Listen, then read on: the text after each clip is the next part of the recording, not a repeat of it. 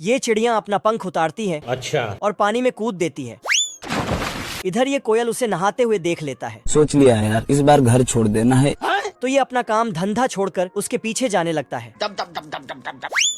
लेकिन कोयल लकड़ी का बना था, इसलिए ये उड़ नहीं पाता है। बाप रे! तो ये डाली में लटक जाता है।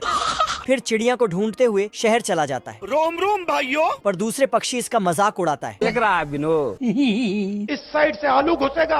और इसका पंख में किल ठोक देता है। Oh shit!